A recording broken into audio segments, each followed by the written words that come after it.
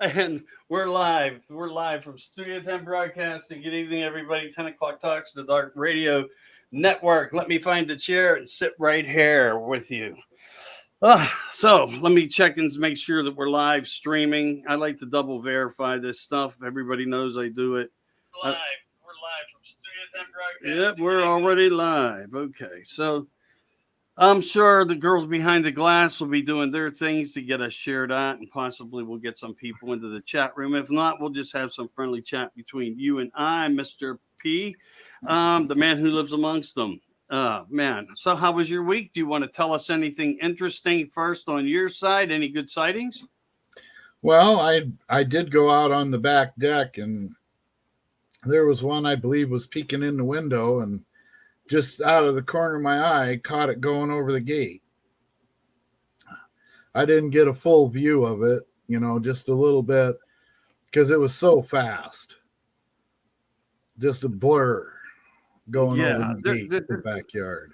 That is, one of the things that we keep running into. It's like, in a way, they distort not our vision, but they manipulate the surroundings of them being there, if I'm saying it right. And we do and can see things when it comes to Bigfoot. But again, that blur effect does occur. Although some still shots are becoming more available, more people are, dipping into the research and the infatuation of being able to get a very good picture of this intelligent creature. I just wonder in my mind if it's something that they create around them, and maybe they're really moving in real time, our time, but somehow they manipulate the atmosphere of reality as we see it, and to them it's normal, but maybe that's that defense that they use that makes it seem to be different. So when we look and we observe, we get almost like a static charge of what we're looking at, like a ninja mind trick. Yeah. I guess you could base it like that. Just looking for the right analogy to focus the perspective of your description. And I've heard this before from other people, that same type of thing. And that's one of the reasons that I bring up the photos, that they're always in some type of blur, even in ways when they're standing still. It seems like that occurs too. It's almost like the $6 Million Man. If you remember that show. I do. All right. So when he got into his groove, or the Bionic Woman, they went into that, and everything was like a slow charge. But meanwhile, the acceleration was like so fast, and you had to perceive it that way. And do you think, in all the sightings that you've had on your land, that this is part of this supernatural ability or defensive mechanism? Do you think we could analyze it to be like that? Well, and I think, you also got to consider just how athletic they are.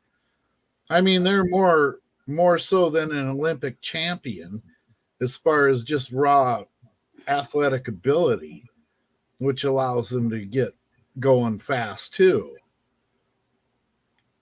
Sprint and taking off, he's going to do better than a football player. He's got a lot better stride. Yeah, and speaking of that, not to interrupt you, but just for a moment, I measured some of the highways. They're 12 foot. Each lane is 12 foot in Pennsylvania. So when people say that they're getting 2.5 strides across the road, that's 24 feet. How tall would that be, David? It was pretty good sized, I'd say. Yeah, I know. That's what I'm saying. That's like, that's the big WTF. I mean, and I'm not trying to be ignorant or rude or. Well, oftentimes, you'll find a trackway left by an adult female, and when she's just walking, it's like 6 foot from heel to heel on the stride. So just think, they can get twice that when you get into a big male, I mean, hell, they're 12 foot tall. He could probably take a 10-foot stride. There's your 2.5 steps. Yeah, I guess the possibility does exist like that. So, do you think that their anatomy, that they're are they more elongated on from the waist up than they are from the foot to the waist? Yeah, In other I words, think like so. short legged versus long legged. Well, they're long through the body, like a person who's long through the body, and they got the long arms. But their legs seem a little bit shorter, but not like how a gorilla is or a chimp is. Yeah, Because like when you see them on all fours, no, their back isn't level. Their shoulders are higher than what their hips are. There is a slight angle there, but it's not overly. But still, the legs are shorter than the arms. right, right. And I just think that's an important factor that we try to create a good narrative to share with people on that. And I think you'd agree with me there. Now, I'm not saying that all roadways are built the same. Some may be shorter too, where some of these sightings occur. They may not be dealing with a male 8 foot tall or a male 10 foot tall or a female 6 foot versus 7 foot. When there's more narrow lanes that states don't mandate or require certain widths, the possibility does exist. In some cases, even single lane roads. Yeah. Not everybody always expresses exactly the type of road or the place. So we don't always have that information to analyze it. But you make good sense there. And I thought quite the same. Their strides in action, if they're in a hurry or at a pace, they may actually be, I don't know, I don't know if the word short stepping or long stepping, where they that stride becomes a little bit more potent and lengthy, Yeah. due to them exerting energy of movement. So would you? I guess just Now, tell have me. you seen that one film clip? I think it was out of Colorado, where they're on like a little paved driveway or something, and they got the reverse camera on in their car, and they hit one, and he stands up, and then he starts running at him. If you look at it close, it almost looks like two of them that are a head taller help the one up. And then he's mad and starts running at the car. And then the woman's like, go, go, go, go. Yeah, And they yeah, go. But no, I took a piece of paper and I measured the height of the Bigfoot type creature in the film. And when I tipped that to the side, he was as wide as that one lane road. Or, I mean, he was as tall as what that road was wide. right. So I don't think it was a guy in a costume. Now, I don't know how wide they lay a strip of asphalt, like for someone's driveway or something, like on a private lane. Hmm. But this thing was every bit as tall as that was wide. And then he starts running towards the car, and then, they put it in forward gear, and that's the end of what you get to see. But it's like, go, go, go. I'd still like to do an interview with those people and ask them what the end result was like for them. Just because things like that are more fascinating to me. And if you remember back some time back, a young lady from, um, I believe she was in Montana, gave us a story that I read to everybody, of their encounter where they didn't know what they had. As far as they knew what they had, they don't understand what they hit. Meaning, was it dogmen? Was it the Arugaru or Bigfoot or something of that nature? We know it didn't have wings. That was never in the description. But in times like that, when everything happens, you're freaking out. And you comprehend the best way that you can comprehend stories and share them. But I liked her story because it seemed to be very authentic. And when they got back in Oh yeah, park, and when it's something dark, you don't see it until it's too late to do anything. right, it was just like there. And in her case, it was just like there. I believe they were traveling. But you do have these different types of stories and encounters that we can share and talk about that way. I'm going to get into something a little bit different right now, and then we'll jump on. There's something called, and I'm going to say this wrong, and I don't know why in Turkey and all these different places why they use these different long names, but so I'm going to give it a shot. This is a temple, and I believe it is in Turkey, and I can spell it better than I can say it. Chenekeshawa. Chenekeshawa. Okay? I think I got it right. This place is fascinating, David. I mean, since we're going on to a little bit the deep dive into the unknown with this stuff, check this out. This place, when you walk in, has 4 pillars, all of equal height, all have a base foundation like mantle. Above the mantle, in the center of these created, intelligently created technology creations, and I say it that way, is because only when you really observe all 4 of these posts do you then realize that they're part of some type of a machine. They are so intricately done. They have all different gears, and they are ratioed, which would be I believe it goes 1, 2, 4, 8. They also have gear-driven components, which seems like at one point, for some reason, they were like either some type of serpentine belt like we have on some of the newer cars, but these had grips into the stones. Now, these were not fabricated metals. These were all fabricated pieces of stone, all different, but it looks like a chain went around them. And if you went over to move them and turn each one, all of these components all the way up had a different stability of property and creativity. And it just makes one wonder, why would you create 4 pillars that really are not, and maybe possibly are, architecturally involved for structural integrity, but not just for the structural integrity, but that you have stones that are, look, there's no signs of man's hands or tools that says in any way, without a doubt, scientifically, I mean, people have really looked at this, and I don't know why it's not more widely shared and talked about. And that's why I feel it's so fascinating. But what was the component?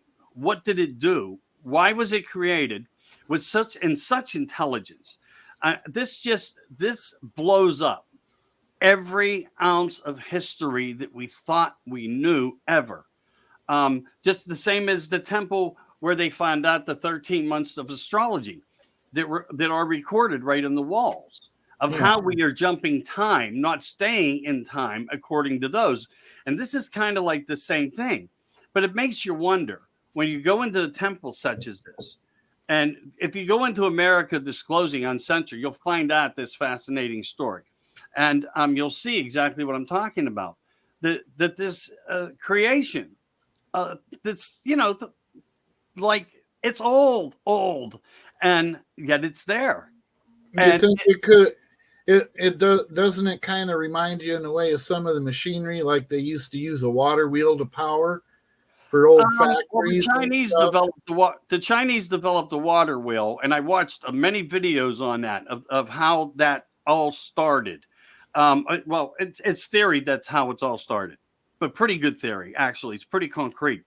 I'm not to say that other people weren't thinking the same narratives or weren't somehow learned about it and created things like that. But but they created power that way to run their tools. Yes. That's the point I'm getting at. Right. It's the same as we do with dams and so forth. Yeah. So, but what did this temple do? I don't know. Did it have a different purpose? Again, I don't know. Scientifically, they're still looking into it. But over time, what's missing? I'm sorry? And over all this time, what could be missing? Well, that's where I was going.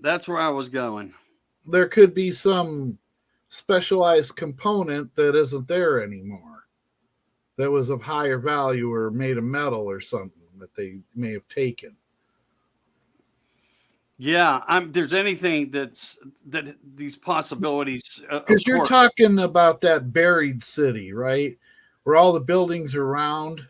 No, that's another place, and there they find also moving components and made from stone, and that is part of a different narrative. So Okay. if you're looking it up, that's not the one, but it's very similar. It's an example, but this is much more intricate. It should be there. Sometimes, though, I'll be honest with you, if where I get the information, um, and someone stops sharing it or removes it, then it goes into like content unavailable. I try to get rid of this stuff, and I don't always double dip into it to see what it was, because honestly, it's like chasing a rabbit hole with Yeah. nothing in it. So if it's not there, I'll send it to you. But it's semi sort of like that. And another thing in India, you might know this story, and I think this is pretty fascinating too, because this is why, to me, information and education can be fun, is even in our old age. You know what I mean? As Yeah. we get older, you have that temple in India that was, basically owned by kings, and several years ago they went on and they found a lower level to it that they never knew existed while doing some I don't want to say conservational work, but like they were doing some Building maintenance or something. yeah, they were working on aesthetics and expansion, maybe whatever. And here they come across this passageway that goes down into this great opening with all these doors. And they started opening all these doors, and they found billions and billions and billions of dollars worth of gold and treasures and writings. But what still remains are what I believe they call the stone still doors. And they stay still till today. And to me, it's just fascinating. Like, I want to know what's down there. What is it? Oh, yeah. And they thought there was some kind of a harmonic type lock that you had to be in a certain position in the temple doing a certain chant in order to make it work. Well, I'm not 100% sure on that. I've heard things like that, playing a part to certain keys, we'll say, that make things work. This could be that same possibility here, Dave, because sometimes I Yeah, because forget. the story started sounding awful familiar once you got into it. Yeah, but it's just fascinating because, to me, knowing that they came upon all these treasures, ancient writings, and more, Yeah. and I'm going to go somewhere with them ancient writings, that's biblical but different. But it just makes me wonder: is this the doors to the ancient underground of another city, of something just waiting to be discovered? And why won't they touch it? Did they find something in these rooms? You know what I mean? That says, do not open maybe until a certain period or a certain year. Is there a prophecy with it? And it's just mind blowing, Yeah, though. it makes you wonder because yeah, I know there was a couple of rooms that they'd never been in, and like the one where they found all that treasure, there were wooden boxes that had been full of coins and the wood all rotted away. And it was just coins scattered everywhere. Yes, sir. Yep. Yeah. See, I like when I talk to you, things come back into your focus. So let's talk paranormal for a quick second. Then I'll deep dive back into the some of that little story of something that was found in there. Um, this is in Montana. It's called the Twin Bridges for all you paranormal freaks. And we do have some friends in paranormal. Is it Ohio Paranormal? Where are these people? I watch their shows. I don't know why they're not coming into the group and checking us out. But so this is a good share. I think you're friends with the kid from Ohio Paranormal. I do, but I don't really talk to them. So 100 children died there, and many names on the plaque were never written. The gravestones are moved.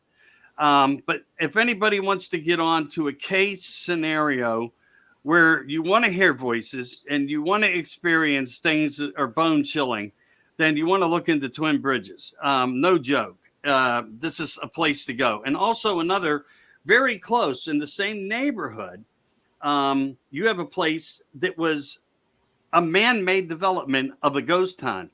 A guy took 52 acres of property and he brought every building into it. Now, some of the lore behind this is he only brought haunted buildings and buildings of issues onto the land. And now investigators are starting to discover this place. So I wanted to bring that up. Now, let me look through my paper here. And if I can't find it right off the top of my head, or by looking real quick, I'll mention it later in the show because I know I'll probably come across it. But it is in Montana, without a doubt. There's one of the weirdest parts. One of the first groups that went on there that had any, we'll say that had any credence, stood up good in the paranormal community, really, with good ethic and truth. Their own show, their own networking, bringing only the facts. They experienced a cat who was sitting on the bar when they walked into the saloon, this ghost town saloon. And they were watching the cat, just figuring, okay, wow, this is kind of out of place. Nobody's here feeding this cat and so forth. The cat jumps down off the bar, and before it hits the floor, it disappears right in front of their eyes. Oh, cool. So they start to look around this building, and they go underneath it for some reason. I don't remember the reason. That's why I'm trying to tell the paranormal groups, you got to check these places out. These are the hot spots that you want to go to right now this summer. They go under the building, and guess what they find? The dead cat. Exactly. In a sitting stance, just as they saw it on the bar before it jumped. Petrified. Wow. Petrified, dead to the core. Yeah. But in the exact same spot where the jump occurred. And, I'm not making this up. This is real factual stuff out there that people are promoting, putting up there. But I just thought I want to share a couple paranormal things because we don't get into enough, even though we're in the focus of paranormal and not understanding many things. Isn't everything paranormal till you understand it in a way? In a way, yeah. I think the definition is widely, but not widely enough expressed. It does reflect a lot more. Now, you could say the same thing with science. Sure. Certain aspects of it would seem very paranormal if you didn't know anything else about it and you're just looking at it. I mean, look at, for example, like those lights that have all that like electricity moving around in them and you can touch them and stuff and it follows your fingertips. Yeah, they have static charge and stuff. Yeah. Or if you're running it with there's that one instrument. Girls used to bring these to dances years ago at some of the bike clubs and stuff, and they would have this mechanism that if they were holding it and they touched you, but somebody else touched you and somebody else touched you, it traveled through everybody. I don't remember what it was called, but it was really weird. And it was like, oh, okay, you got me. I get it. No, it doesn't really like shock you. You can put it on mild, super high, all this stuff. And they would tease around with it, just go up to people with it. And I can remember that happening. But the weird part that I found weird but cool was the fact, Dave, if somebody put it up to my arm and that effect came into me and you touched me, you received that same effect. Right, because it's electricity. Right, and we're that perfect ground for the element for it to continue. And yeah, the big Tesla, we know how to create power theory. Oh yeah, what a brilliant man!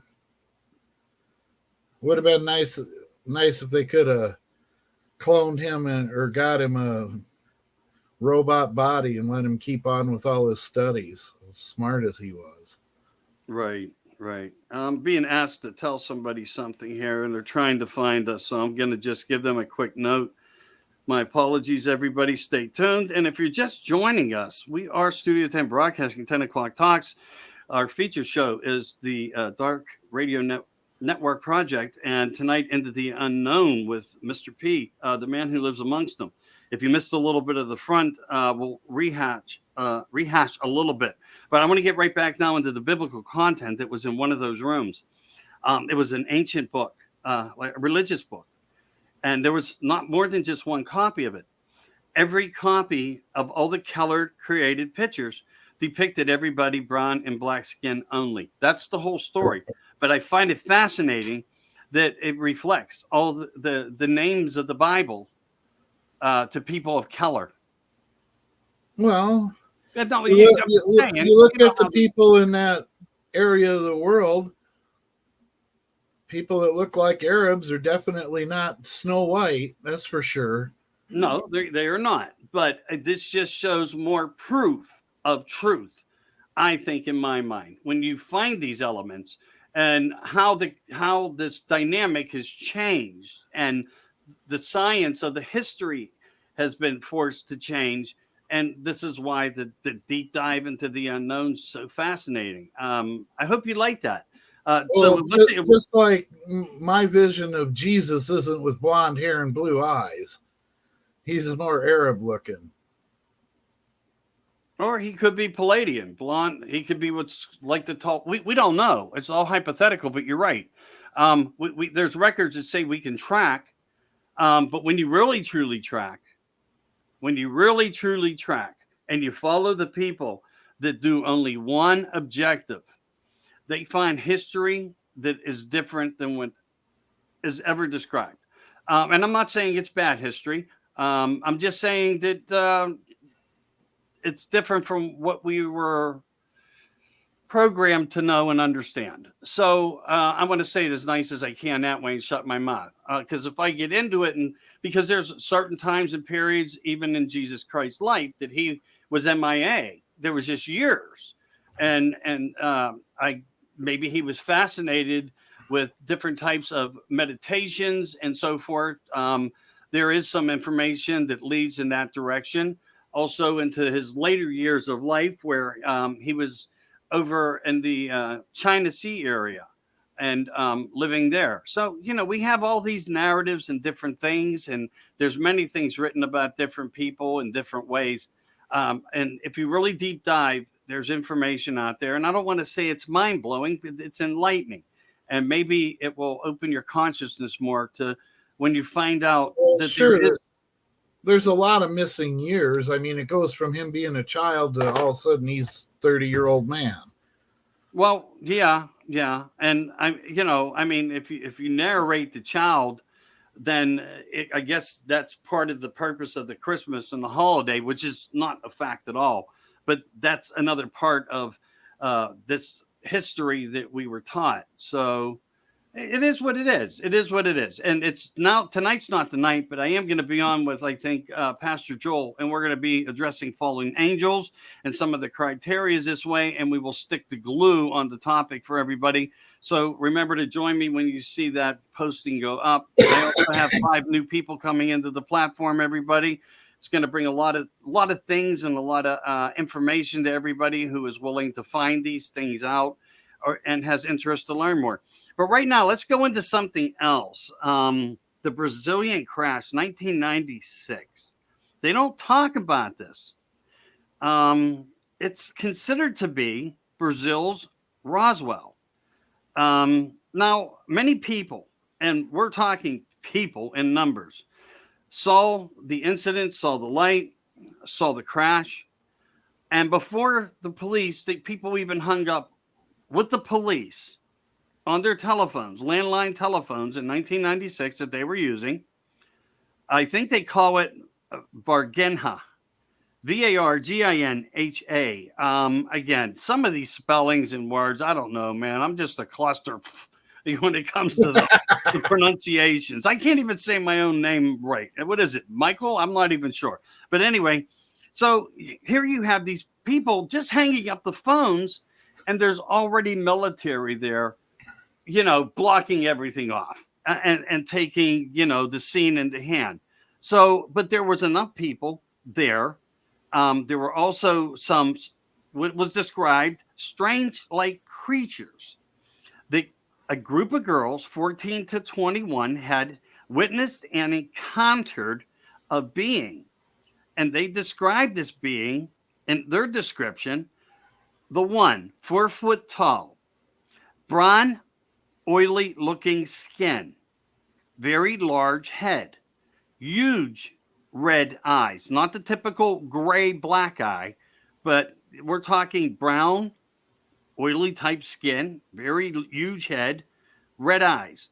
Now, it's part of the funny, and it's not even funny, it's sad. This was a small community. So anything that was news became news, and other news broke out after this whole incident. While the police and the military worked to remove one of these beings, now I don't know, and according to my information that I was able to find, I don't know if this being was alive or dead, as the girls reported seeing one that didn't know where he was at, and they had a confrontation with. But anybody that had anything to do with these beings wound up dying. Now, there's a picture company called 1091 and Fox Entertainment partnered together to do a film documentary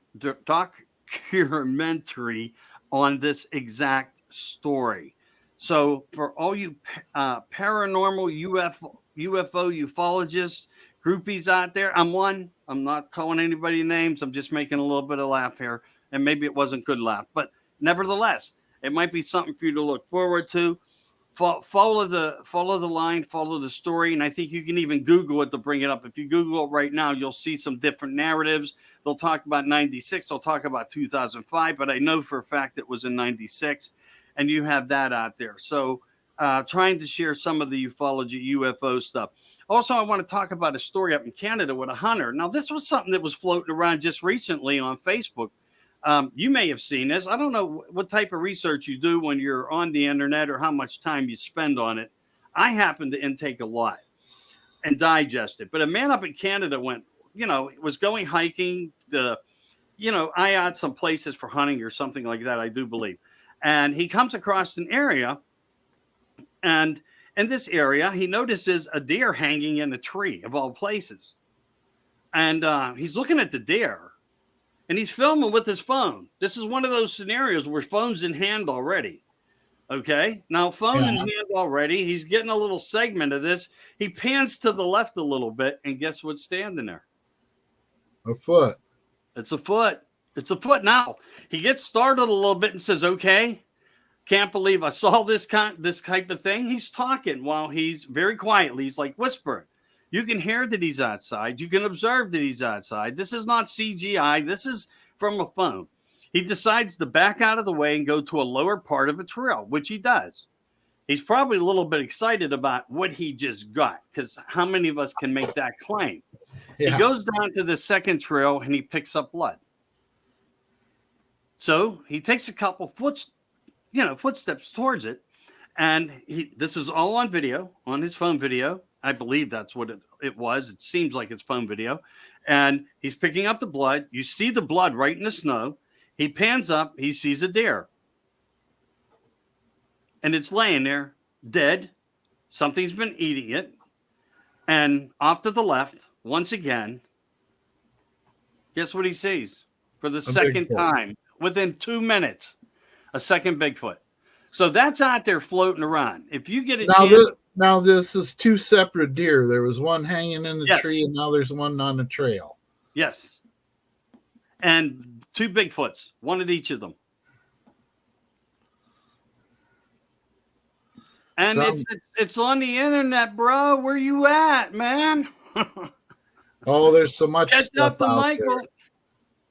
Well, I get that. But normally when somebody releases something through the Bigfoot groups, if you go on to that circle, which goes into groups, it brings up all group postings, and you scroll through group postings that way. You'll see what every group has been getting posted through that day. Instead of clicking on the groups independently to see what's there, you can respond and receive messages the same way by not going directly into the group. But you will be able to see all the new postings. This was one of them, and I think this was in Bigfoot Research. I think it was Bigfoot Research. The problem is, sometimes when I'm out and I'm at work, I can't write everything down. But the fascination of the story, I started to hear it. I played it back twice. I wanted to make sure everything I was hearing had clarity to it for me to share. And again, it's up to everybody to always choose the facts, the truths. That's up to you guys out there in Bigfoot land and Dogman land and everywhere else out there land, because we are just filled with so many unexplained anomalies and stuff. So I tell you what, I've said a lot of things here, and I got a bunch more. You told me you were going to explain anti-gravity and how you discovered it. Well, It's an older discovery, and it's not mine. I know. I'm But teasing. Victor Grebenin, Gre- yeah, Grebenikov, I believe he was either Russian or Ukrainian, came up with a discovery. He was looking at like the large insects and how that some of them, it doesn't seem like they should theoretically be able to fly based on the size of their wings and the speed and all that. Mm-hmm. And he had pitched a tent by a underground bee colony, and when he was within a certain distance of it, it made him feel funny and sick, almost like, when somebody talks about getting hit with infrasound or something. But then he found a collapsed one where it had eroded, and he took some of this honeycomb material home. And he realized that if he held his hand up above it, he could feel like some heat. He felt like, and other people had experienced this phenomenon too. Now, under the microscope, he was looking at the cells of some of these chitinous exoskeletons of these insects that shouldn't be able to fly, and he was finding a honeycomb pattern stamped into them. And he took one wing and he was going to set it down on top of another wing, and it floated in the air for a couple of seconds and then went down. And so based off of that, he made a small wooden platform and put all these insect wings on the bottom of it, and he was able to actually levitate with it. And he had estimated that he could go up to 1,500 kilometers per hour.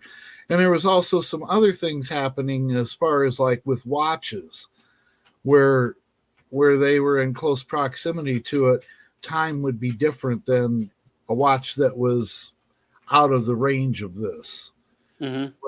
Where it was like 5 feet away or something, that one would be fine. But if one was up close to it, it would be affected. And when I was looking at it, it didn't say if it sped it up or slowed it down, but it affected it so they wouldn't keep time the same. And I found this very interesting, because like there's, with the Egyptians, you look at the scarab beetle. That thing shouldn't be able to fly. He's big and he's fat and his wings aren't that big, but he's thinking that there's a possibility that they can somehow levitate, and that the wings, rather than flying, are just kind of, guiding them around. Right. Which I found it was extremely interesting if you get into it, and what kind of app, how could we apply that to today for something that would fly? Well, it is interesting. And then you have like the dung beetle, and some people say that they crawl more than they can fly, and it may be because they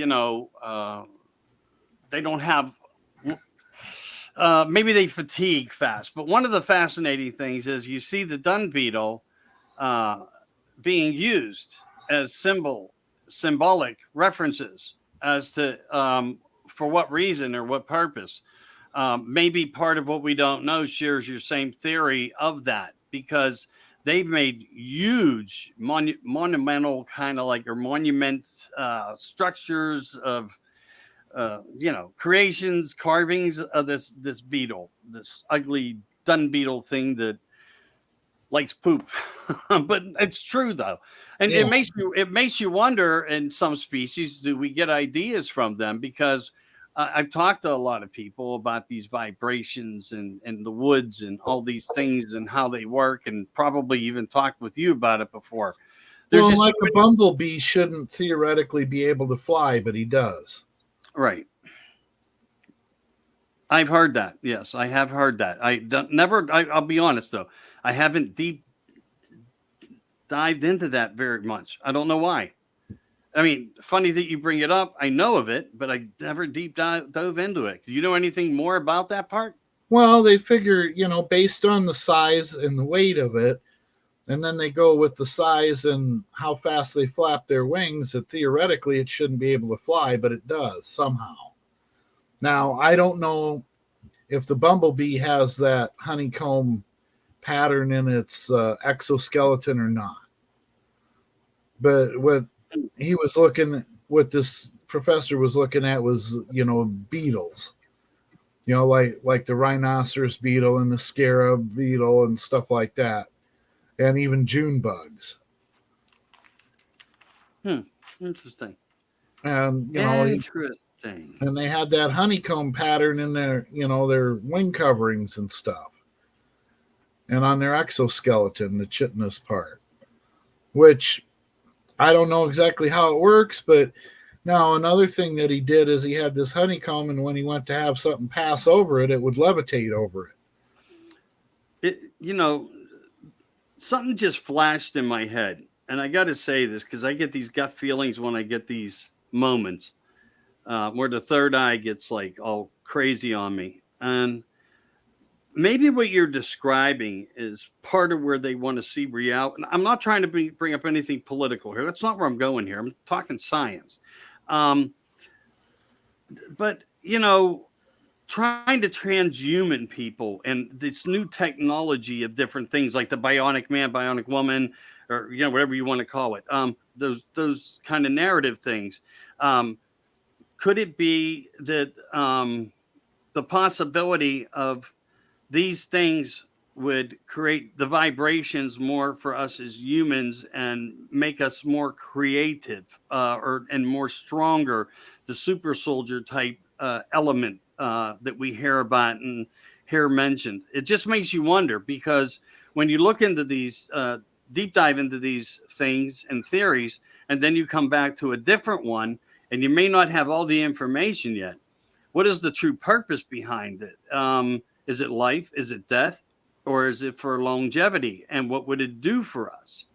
Is it preparations for off-world planet excavation? Or what would that be called? When they go to look at a place and stuff and check it out. And then they terraform it for colonization. Yeah, and I really do think that that's already happened, but not technically in the way that I'm describing. I do really already think that, without a doubt, we have been off this world. They're just they're just not going to tell us about it. They're not. And NASA, a lot of fantastic things come out because of the great research people do, and they smarten us up. They really do. And everything has to be looked at closely and rationally. But the ideas of it and what we do see through cameras and videos, and some mistakes that NASA even had on their own back in the early days that more than one person talked about. There's things there. There were life in other places, without a doubt. And Elon Musk even talks about it. There will come a time, and I even spoke about this before I even brought his name into this picture or heard his analogy. We started out probably very rough as whatever this development of Earth and the planets that hold this all together, until a certain calm came because the development became. So it created a permanency. But as the sun grows and the sun gets more intense, it will eat up Earth. And we will have to look for another planet. Now, but that doesn't mean tomorrow. That doesn't mean we're in trouble today. But it is something that we need to focus on if we want to see humanity grow and have the chance of survival, even if it is elsewhere. And I think that's positivity. And I just wonder if this AI and all this robotic stuff, these are going to be our space warriors, man. As a lot of the stuff we're looking at, as well as military enforcement agents, because we're not, you sure just don't want to go out and recruit anybody these days. But nevertheless, what are your thoughts on something like that narrative? Well, now I had something else come into my head that was kind of related to the honeycombs. Okay. All those ancient ruins that they find in Africa where it's all these different circles and they produce some kind of a harmonics. Yeah. And they're like stone walls. and they wondered what they were for. I wonder if they had something to do with making it possible for some kind of an aircraft of some sort. If they were creating some kind of a resonance on the ground that... All right, my third eye's going off again, so finish. Well, with the fact that, it could give you some levitation, maybe that was involved with the mining that was going on. Okay.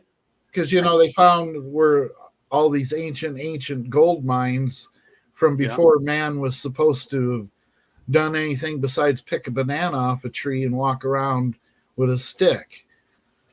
Right. So with little less than no thought of any thought, but had thought. So, all right. So isn't Earth, I'm going to give it to you this way. Isn't Earth truly a piece of artwork? And there's a reason why I'm putting it to everybody tonight this way. And I think it has a lot of logic behind it. My theory to what I'm about to say, it's like I said, just came into me. And when I get these feelings, I got to go with them. So here's what I'm going to say to you. Okay. There are things all over this world that are monumental, really. They are art, especially when you get into the ancient builders and the megalithic structures on this earth, because they can be seen from Mars. Okay. And we can see things to Mars as well. We have these capabilities. The Vatican owns one of the, up until just months ago when this new system got put into place up there. We're going to see a lot further. But the Vatican owned one of the most scientifically impressive, microscopes or telescopes in the world, and they owned it and they operated it. And so what we have on Earth is markings everywhere. We have animals, and it makes me wonder. We have like landing strips. It's all a work of art, but you had to be. These people created this stuff, and you can only see it from the air when you go over certain areas of the world. Yeah. And you see all these mega carvings that, like, people, you and I, to go out there and start a project like this. Look at the enormity of people that have been on this planet. This is the whole landscape of how we are. When they tell us the population is so large right now, well, I guarantee you there was a very large population before, because you just couldn't have got this done.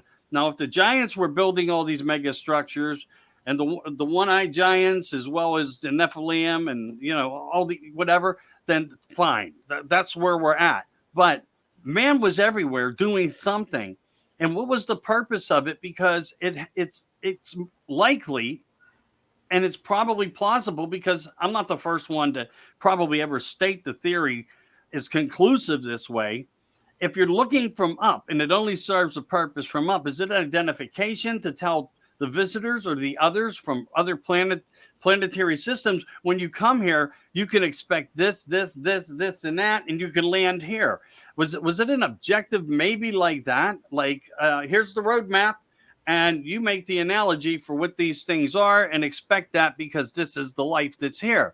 Or was it all just done for art? And I don't believe it would be art. I just don't believe it would be art. I think it would be an invitation to who they worshipped as gods. It could. All right. So that's a reflection of a possibility. Okay. And I get that. Maybe they were trying to say, hey, come back. Because they knew more than we do that they were here, and history and science weren't suppressed. It was knowledge that was passed on. It was a truth, a point of truth of the earth. And we did lose that, but it was a different focus point of why that happened. Everybody knows it. We're kind of like in the middle of that as we are now. But when you focus back, that's another way and another narrative that can be looked upon. But again, we see the same types of things going on that, are on Mars. And I'm not saying, I think, what is it, Pygonia, or they call it, or something up there, where you have the pyramid or the face. And it looks very much like what we see in the Egyptian sands and whatnot, of other carvings and other depictions. Oh, yeah. And the locations of these structures all match up with Orion. Not only that, just like the pyramids in Giza do. Right. Right. And they all have a mathematical science to them that's perfect to the dot. It really does. Yeah. I did a show with Agatha, and she pointed out something to me, and she's a rock star. She's not like a psychic, but she's like, she has psychic intuitiveness where she understands and knows because she goes and visits the places and information like falls to her as she described to me. And she was giving me some of her narratives. So to me, we have three forms of pyramids. We have the standard, I guess in layman's term, you would say the standard pyramid that everybody knows about, that thinks, well, this is the only place they are in the world. The truth is, they're not even the biggest, but this is just an example of Earth. But then you have the bent pyramids. All right. Now, the bent pyramids are a little different. And she said they also had a purpose behind them. And some of them, the narratives change. So you might have had one that was more created for the purpose of healing versus one that could have been for energy versus one that could have been for teleportation. So, or time travel that had these abilities from these ancient cultures. So that puts us in the place when we collect these types of informations, and also underground pyramids. And now, because of due to the water never receding all the way, many buried, cities out there underwater, buried under. Well, I don't want to say buried. That's, but sunken cities under the ocean.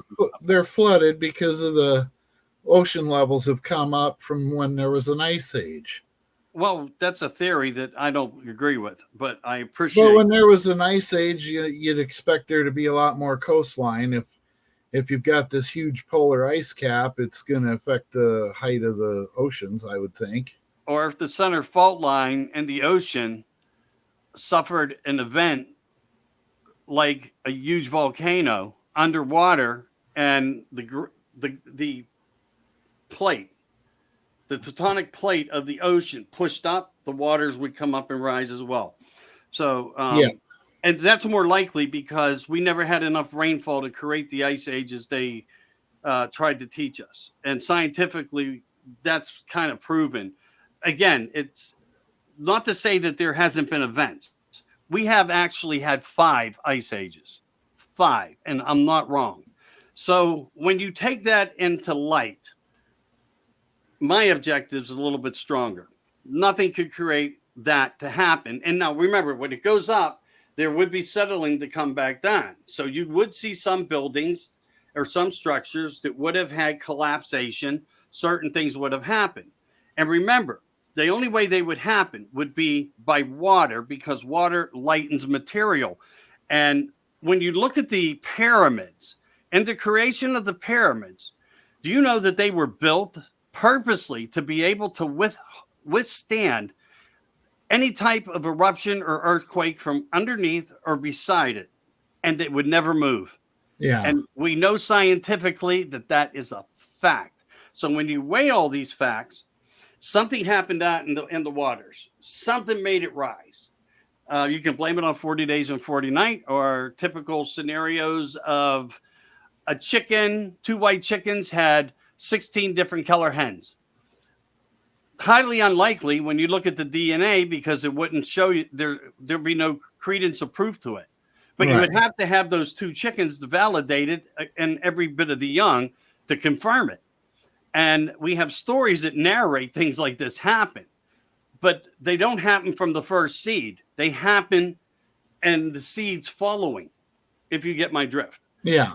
So that's when occurrences happen. They don't happen in the start. It never will happen. We know that because we have perfected cloning even in the meat department, and it's already being produced and sent out. So these are just my theories, and I'm not trying to say I know more than anybody. I know I'm strong-worded here, but I really do follow the science on some of these things because to me they're fascinating. And we do have these structures everywhere, and I do think that they were purposeful for things that we don't quite understand. And the fact is this: they're all theories. It's all a hypothesis. It doesn't mean that any of us are right, but as long as debating's fun and good, it makes for a good ride. And, that's what it's all about to me, keeping everybody focused on narratives that way, but also staying consciously open-minded enough to be able to accept the facts that we live this way, surrounded by this. And we should never settle for just that.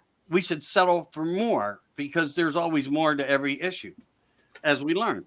So Well, what and else? I think they'll find a lot more stuff. It seems like those ley lines connect everything too, like all these massive structures around the planet. And I think if they start following some of these ley lines, they might discover stuff they didn't know was there. Yeah, yeah, and that's one of the worries I have because of some of the collapsation when we worry about like if the tectonic plates, had a massive fault issue coming down through California. They said forever it's either going to flood or it's going to fall into the water. The truth of the matter is there's a floodgate of a cave that goes under California that is massive where submarines could go in and travel halfway across the United States. But they don't. Really? Yes, they don't talk about that. But we do know that it's factual, and we've been told about it, and there's writings about it.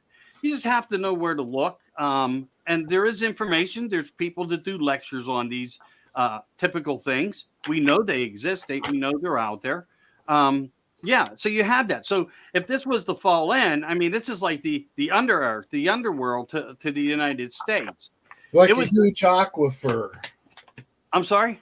Like a huge aquifer, Yeah, which I is guess like a hollowed out cave underneath there full of water.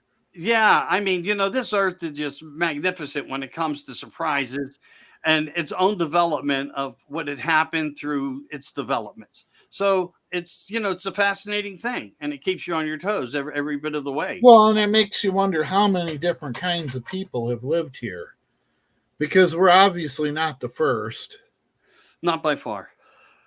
Because we find all kinds of just evidence of advanced civilizations here and there. I mean, when they're finding a computer chip in stone that's 2.5 billion years old, or a cell phone that's 5,000 years old in a tomb. I mean, did somebody just happen to throw that in there? Not a joke. Not a joke. There's confirmed information on that occurring. What the hell was that about? Oh, I know. It's obviously, there's a couple of ways of, explaining it. It could be, different people from different places as far as planets, dimensions, who knows? Or they could be out of time. Yeah. I mean, I would think that it would be evidence of time travel as much as anything else. And we know when you look into certain projects out there, they were trying to figure out these components. I mean, you had Einstein, Tesla, you had the best. And Einstein admits that Tesla was much better when it came to creativity of the mind and understanding science and quantum and more. Our own mind can do it. I mean, we have that own ability in our own mind with the crystals in our third eye that creates certain chemicals that allow us to actually enter our, not our body, but our light being into other spiritual dimensions and so forth, which is like your own DMT experiment. And that's why remote viewing became so fascinating to them, because they understood that there was facts behind these things. Seeing a man being able to levitate or learn how to run across water, even though he wasn't physically running across the per se water. They were creating platforms that other people couldn't do. And you had to be highly skilled to be able to do it, concentrate, understand the theory of how to do it. And, it's been proven that they could do it. So you have all kinds of different scenarios that way. But I got something that might be mind-blowing to you. As the world changes, and something came up last night because I wanted to give Bill some time with me, because there's a lot of things going on in Pennsylvania for some things that they support. And I was trying to, because I'm in PA, I want to give him as much support as possible. A question came from Jen W., man. She's a rock star. This blew me away. We were going over something that pertained to Bigfoot. And, these waves and patterns that they send out, and these, if in fact, there's still a lot of disagreement on the climate change and all this stuff. But when they're sending out these radio waves, microwaves, 5 to 7G, and do we know, or can we say the possibility may exist, that the Bigfoot will have some type of effects from these microwaves, being that they're sensitive, as we understand them, to in a different dynamic, so to speak, supernatural or technological, being of some sort. Do you have any thoughts I would on think they that? definitely have some form of awareness of it, because it seems like, they're so smart. They're so in tune with the world of, in nature, that it's, you can't really put it into words just how in tune they are with their surroundings, the different Yeah, things they can do and whatnot, and like how they manipulate sound, how they can so perfectly mimic stuff. It's weird. And, you get that stuff happening and you kind of think, well, God, is this, is that what I think it was, or is it something else? And every time you're in the woods around here, you're always second guessing yourself. Like, you think you hear a wild turkey. Well, was it a wild turkey, or was it one of them mimicking one, trying to lure in some lunch? I don't right. know. Yeah, I But don't either, but I thought it was a great question. and Now, like, for example, you hear a bullfrog, and he's 300 yards away from any water, and it's 23 degrees outside. He shouldn't be in the woods croaking, should he? hmm, They're cold blooded. I would think below 32, he'd be pretty much dormant, well, not there's, croaking in the woods, yeah, away from water. they're supposed to be, but what if they find some hot spring of some sort? Then maybe they don't fall into that same characteristic. It's hypothetical thinking, but what if something that close was and they just wandered out and that they were energized by that experience of wherever they were? As the possibility exists, we know that there are hot springs in many places in the United States, and I'm not saying many, many, but we don't know everything by far. Could it be a pure air warm system somewhere underground that, these are little creatures that burrow I in? went and checked that area out, and it's where quite often Bigfoot would stand Okay. when they were exchanging calls with me and stuff. And All right. there's nothing there. It's the top of a hill. There's nothing. There's trees, there's dead leaves, and some branches on the ground, and that's it. There isn't anything out of the ordinary, no junk, no nothing. Okay. And I'm with you on that. But I mean, not everything to the naked eye can be seen by us. So I'm just wondering. But like I said, it's so uncommon. You would not expect a bullfrog, first off, to be that far away from water where they spend their life.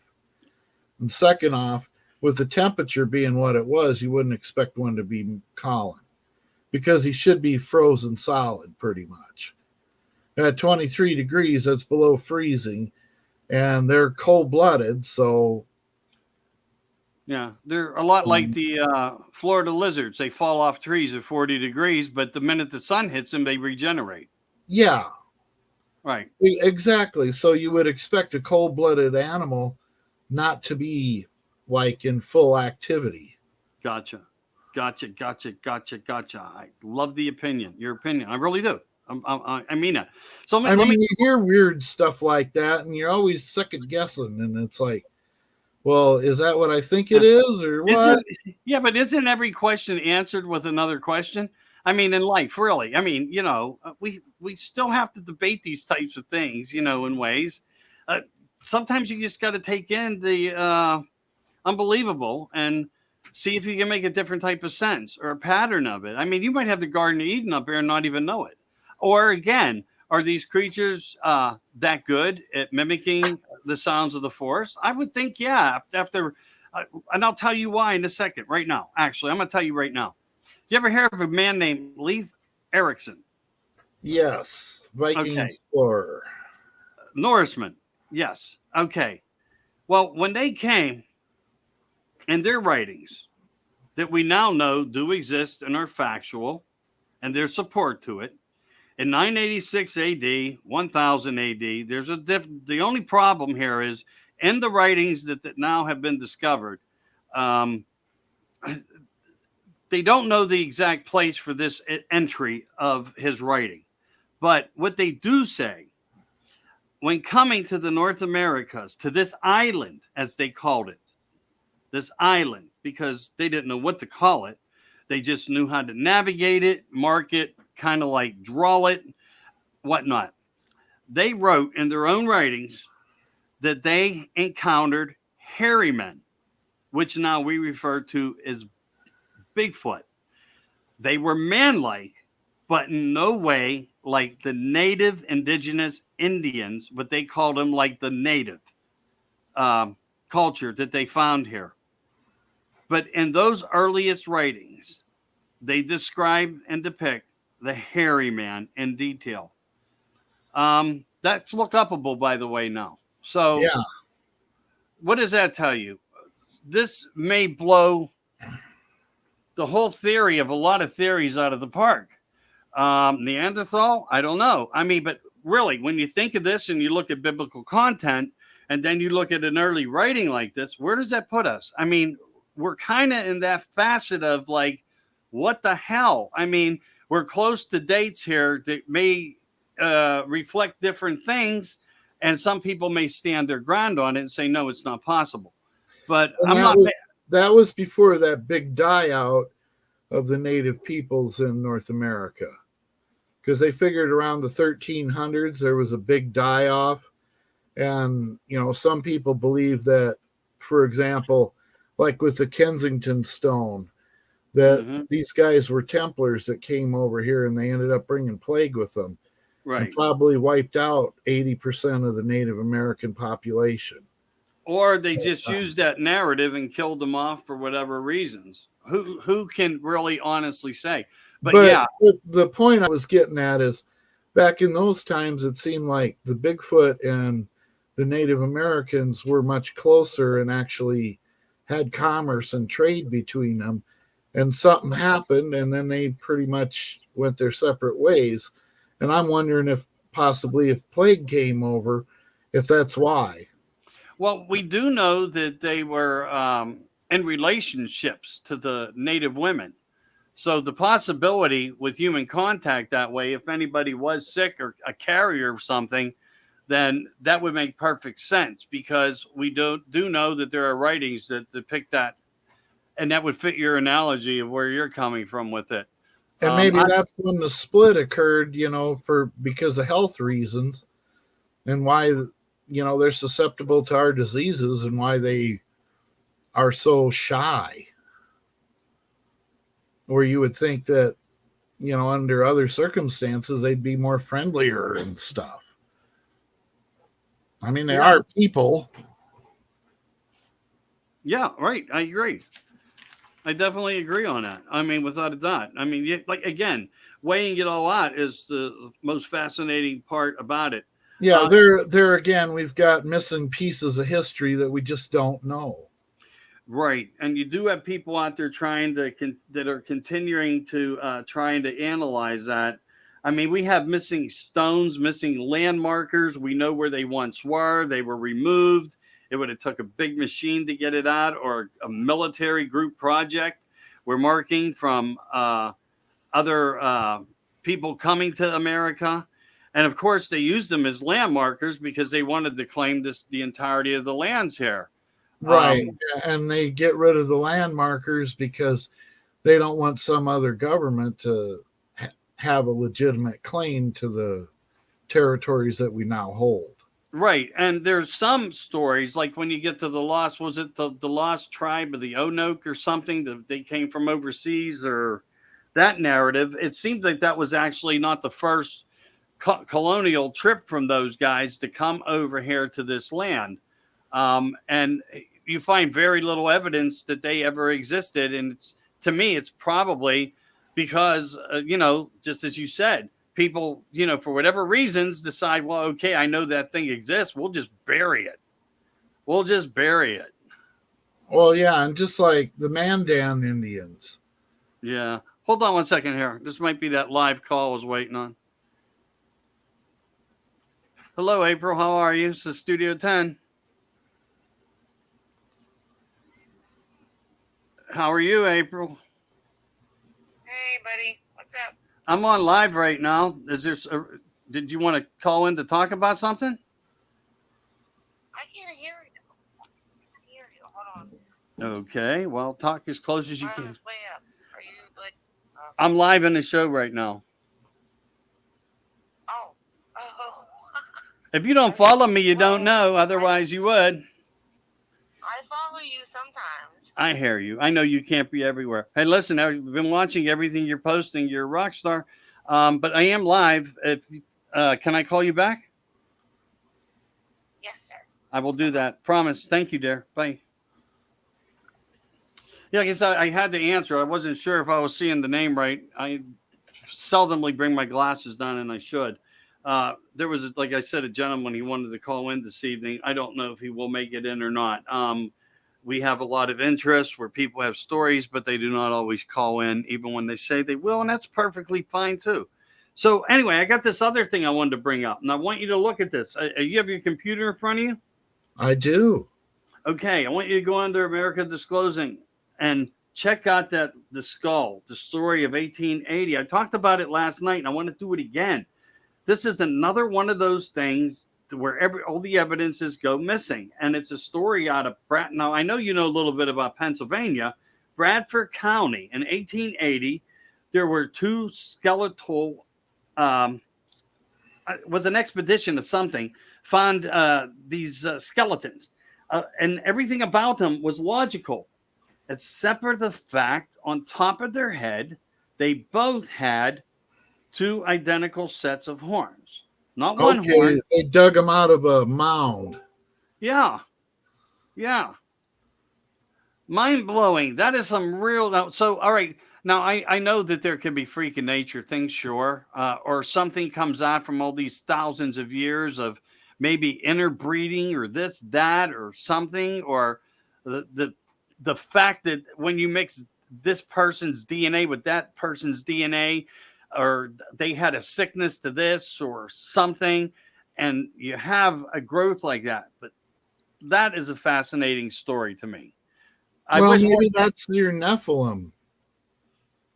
I don't believe they were giants. The two-headed, you looking at the two-headed giant, 12 foot tall? No. Okay, because there's one of those in there as well. There was one. But I was looking at the skull with the horns coming off of the forehead. Yeah. And they went missing, of course. Of course. Oh, yes. You know, they know that they went to a museum, and they were reported after that as being stolen or lost, and no one was sure. And that's the narrative that we always face back with. Now, if you scroll down a little bit more, you're going to see a 12-foot tall, I think it was a Patagon or something. Wait a minute. Let me think. How do you say that? Patagonia. There was a two-headed. Yeah, and we know that type of thing can happen where there's two heads on one body. This is a little different, but it was a giant 12-foot tall with two heads. So would they have called him a god because of him being so different? I don't know. But I thought it was from the myth and legends, that would be called an Etten. Yeah, I wasn't sure what the word is. Now that you said it, I think you're right, but I'm not 100% sure. I'm going to do my homework too. No, I'm just joking. How do you say it? No, how did you say it? Etten. E-T-T-I-N. Etten. Okay, just like you have the indifference of the Cyclops, which a lot of people actually I think the Etten is part of Norse mythology. Yeah, it might be. There's something about it rings a bell, but I'm not going to sit here and challenge any of that. I like to re-dip when I can't remember, and that's the best way. But again, I know it was a monster in Dungeons and Dragons, and I believe it was part of the Norse mythology. It makes you wonder why they come up with these things. Like we all say, if we didn't see it, we wouldn't somehow try to produce it. Like all these messages and painted on caves wall and carvings, whether it's this type of glyph or that type of glyph, it was created. Doesn't matter. It's what somebody focused on and saw. Well, just like when I was talking about those Mandan Indians, they have a language that's done with lines. It's like that same language they find in Ireland. That's all just the lines, and they can. Yeah, I've heard of it. I've heard of it, But to be honest with you, I've never had to turn into that yet. I never And have. they found, that the Mandan Indians, in the Central Plains were using that, and they've also found some of that in the desert Southwest. What about the Mi'kmaq? I mean, didn't they go? Wasn't there something about them too that was up towards Canada? The Mi'kmaq? Having that line language, I don't Yeah, know. something of a line language. I don't know for sure. Because they would put so many lines down to represent certain things. And Yeah, that was, and if you know how to translate it, you can look at it and read it, but I don't know. yeah, I'm, I don't know I'm either. lost when it comes to that. Same here. I am too, to be perfectly frank. I am It's a too. line language, but that's about as far as I know about it. I don't know what the meanings are or how you tell this from that, or if it makes letters in a way, or I don't know any of that. I just know that they had a bunch of lines and that people could read it, and these couple of these different native tribes had used that in some of their areas, and people that could read the lines that they found in Europe were applying it to the stuff here in America and were able to translate it. I don't remember what the message was, but obviously it was something of some importance, or they wouldn't have put it in stone. Right. It was Yeah, important to somebody. yeah, they were doing right. It was important to somebody for some reason, and they all left. They were intelligent enough to know to leave some type of information. And that's the most fascinating part when you can figure out how to analyze and break that all down and put it into words where people understand it. That's why I like the book Charity of the Gods.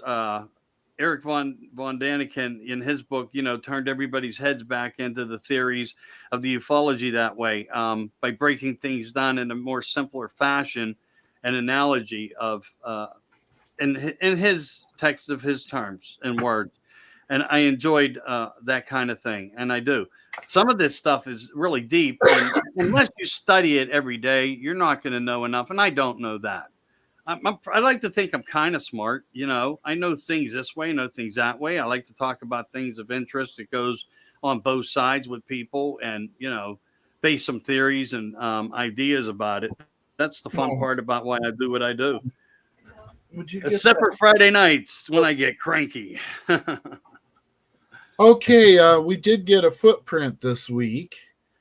I'm sending Marion after it now. It's not a real big one, but it did come out pretty decent, all in all. You can actually see the toes and stuff. Because, there's people out there, any indentation in the ground, they're dumping plaster in. They pull it out, and all you can see is it looks like a bunch of leaves all gobbed together. Yeah. But this one, it actually had toes, and it's only 10.5 inches, but it's got a narrow heel, so that would suggest a female. Yeah, I know you created analogy for how that works. You're going to have to do some type of writing or something on your breakdown of these things, because I think it would really help the Okay, here research. we go. You can All right. see you can It see looks the like big a mummified toe. face. You can see the I big swear to toe God. and a couple of the others, and okay, it's kind of dirty, but you what do you expect? It's plaster that was in the ground. Right. I understand. So are you going to post a picture of that? And I did in the group, in my we are group. the real truth, a life with Bigfoot. Yeah. And I found out something funny about the old group. Ever since I've been gone, they haven't grown. I know. I know. They even, yeah, believe me, I know. I know. I've been contacted by more than you would probably not believe how many people have written to me. They actually got us back into the group to be seen. By asking the admins for us, and I made no attempts to do that. That was on people to do it. And last night they allowed the show to stream to them. So Huh. probably tonight they're doing the same. So yeah, anytime you disrupt something that's good, there's always going to be consequences. So, again, I'm going to try to stay on the fence here because I support you. I support those people. So that's where I'm at. Um, there's indifferences here, and I know that. And the only way to fix it is to return what they take from somebody. And I don't know if they ever will. But for No. anybody out there that's looking for good groups, I want you to try to join Pennsylvania Bigfoot Project and A Life with Bigfoot. And I do promote these groups and others as well. But these are closer to home to me because of initiatives, time, trying to help build and spread the word. And when you're removed for no reason, that's quite sad. So, Well, it was based on lies and jealousy. well, I mean, there's no lies behind 2,000 to 72,000. Come on. And we'll just say that and cut it short. Again, I don't want to create anything. I want our platform or what we do and information to be shared, whether it's Bigfoot, ufology, a little bit into the unknown, the things that we talk about, because we're a fun platform. There's not a dot in my mind. If people don't want to accept it because they're into something else or they're not ready to accept it because they don't want to believe in it, that's fine. I say open your mind, open your consciousness, because there's more to the whole picture. And I call that altruism. Altruism. It's altruism, and it's a factual word. It's a controlled independence of dependency, and it's a design and a purpose that works within a system that we are living in now. And I guarantee you, I'm not wrong. You probably never heard of it, but it's an existence of a word, and that's where we are. And I don't support things like that. I just don't, because you got to have exactly what the word means in your body and soul to understand it, because is what will open up your consciousness, and because that's what true life and living is about, without a doubt. It's freedom, it's happiness, it's life, it's discovery, it's everything purposeful, it's love, it's passion, and more. And that's what people want. So remember it, altruism. Look it up. There's books on it, and it's very factual. The information is very good. It's very true. Not too many people understand what the word is. That is the goal of what the gist of what it is. And so that's where I am exactly when we talk about this scenario. How I do feel that there was a method of wrong there. But again, you have the opportunity to rebuild. You're still a young fella. And people will find you when they start to learn more. So getting back in, at least being allowed to create platforms back in to the people of your concern, because they were your people, many of them. Yeah. They came under your domain. Or how would you call? You used to tell me what was it, domain or something?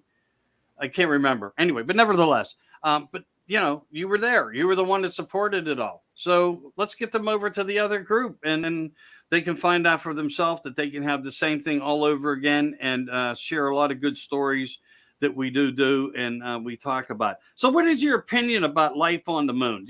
We see all these different narrations of things, and some people call it hollow. Some people call it, they call Earth the slavery planet. So what was the moon? Do you have any theories on that part? Because in ufology, we're hearing a lot of things from the Space Center, the Russian cosmonauts and so forth, that these guys are all seeing stuff out their windows.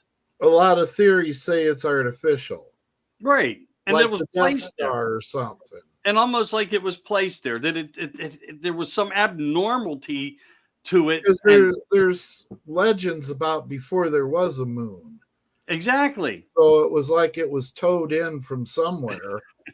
And how do you do that? How do you know what type of mathematical knowledge do you need to know to understand how you can make a universe work or a galaxy work or this fabric of what we live within? And it neutralized everything and put us on a course of a more pleasurable Earth. Again, my theory is we're going to stay pleasurable, but there's going to come a point in time where the human species will probably have to navigate to another safe zone. And that's just because of what we see, the examples that go on out in the universe. Well, there's, planet level extinction events that happen. And if you're on more than one planet, that definitely increases the likelihood of your species surviving. Right. But, Right. like with the moon, could it be some type of a spaceship? Well, yeah, and then you have that mysterious flyby that we had. I can't remember the name of it, but they named it. And it seems now that the theory, because it works in a reverse way of what we understand, that it is some type of ancient satellite that's actually up there going around the Earth. At first, they thought it was a spacecraft. It was like, where did this come from? No, What, the we're just, Black Knight satellite? maybe that's what they call it. Maybe that's what they call it. Yeah, maybe that's what they call it. So yeah, you have that scenario as well, where there's many talks about, just because of how this thing functions and moves, that it has like an intelligence to it. But Well, they're and like the moon, it doesn't rotate. Why? don't know, brother. I don't know if moons on around other planets rotate or not. But Yeah, they ours don't talk about that very much, do they? To be quite honest with you, now that you brought that up, I don't recall anybody ever, and I know that Jupiter and some of these other planets have many moons. Some have two suns. There's other theories of things. Just like when it comes to the Anunnaki, they had two suns. Their planet was overheating. They were having issues, and that was part of their outsourcing to the planet Earth for gold and a different whole narrative of things we'll just say, because again, I got a show coming up that will deep dive into that with Pastor Joel. I don't know when it's happened yet. He started a new job, but I am looking forward to that because that should be fun. Well, isn't that the Sirius solar system that has a binary star system with a white dwarf? Well, there's the brown dwarf, and that's what they call Nibiru. The white dwarf is God, I know the Or is name. that in a different one? I don't. No, I there is know a they white thought the dwarf. one was a binary system with a dwarf, and the Africans knew about it, and we just didn't discover it until like 20 years ago. And they go, Right. well, how'd they know about it? Well, because the people who came from there told us about it. Is what they And one of the other things is it when you talk about Nibiru or the Bronze Star, it supposedly comes into our radius, that it has a purpose of travel, but we only see it like once every, I don't know, blue moon, which is a lie. It's not a blue moon. It's much like every longer than third, that. what Hey, is let it? me. Every Go ahead. 3,600 years or something like that. I know it's over 3,000. I don't have it in front of me right now, but I do have. I dictate myself notes when I need to look them up because you can't rely on DuckDuckGo. You can't rely on Google. Everything's different. I'm just going to shout out a couple highs and say hello to Alyssa and Beth and James Colbert and Carl, who's been in the group making some things here. Making a couple comments. Sorry we didn't get to them all tonight. This is not giving me all my comments till just now. I had a couple things come through, but nothing major. And I apologize. Everybody's important. It's not that it's not major. I can't answer for the facts. I just can't. I do the best I can. That's all I can tell you. I can also say this: StreamYard shutting us down. But it's not on their fault. Their fault. It's all because of they don't want to be delegated to on our personal informations when they stream to Facebook. So they were told that they had only so many days, and StreamYard is trying to work a different narrative. I don't know if it's legal or what. Otherwise, we won't be able to use StreamYard or Zoom, which will be the next step going out the door. They want us to use the Facebook Live producer, and then everything you do becomes property to them. So that's not the way StreamYard sees it. So I don't know. Maybe something will change. Maybe the attorneys we'll be able to work out something. I'm not 100% sure. I'm just not. So I talked about something else yesterday too, but let me just go over my notes here because I try to bring up things because we didn't talk for 2 weeks because everything that I was going through and family and just different things. Well, I know that there was a whaling ship found that was 207 years old out in the ocean. So that came to surface, but I still haven't read all the scope, the dope. I said the scope, the dope on it. I really want to get into it to find out. I love things like that because I'm all into that treasure thing, man, without a doubt, and knowing about as much as we can. And there are so many ships and so many artifacts, under the water, and whether it's war related or tragic related from storms and more and floodings. And then when you look into outer space, you know that we have over 29,000 pieces of space junk polluting our own atmosphere, stratosphere areas. Yeah. It's like a war zone up there, but it's so big, it doesn't, you know what I mean? And now Right. they want to get into a cleanup. So I guess they're going to use one of the battleships that have anti-gravity, and they're going to, start collecting and gathering and then bringing it back down here for recycling. I don't know. I'm just saying, whatever their deal is, they're talking about finally addressing this issue. How much more stuff can we put up before that's not an issue? And it's our own governments that are Well, and if it was at a low enough orbit, you would think it would eventually come down on its own. Some does, and with catastrophic issues at times. So we're in a place, like when Skylab came down. Yeah, they figured that didn't part of that crash in Australia or something. I don't remember the exact location, but I remember the when it broke out into the news because back when news was still news in ways, that's when that occurred and it was talked about. I can't remember if that was in Australia or if it was in Argentina. Because it was supposed to, I remember it was supposed to crash in the southern hemisphere. Well, they did. Yeah, there's something and I don't know if it hit on land or if it ended up splashing down in the ocean somewhere. I thought it was water related, but don't hold me to it. But I really do think in my mind it was water related. But see, that's the whole. Yeah, that's the whole thing. We still been 40 years ago that came down. Yeah, pretty much. Well, I'm not sitting in front of my small portable laptop. I haven't been using it. I need to. That way I could look. But it's fun enough doing it this way. So I'm happy with that. Gives me something to look at for tomorrow.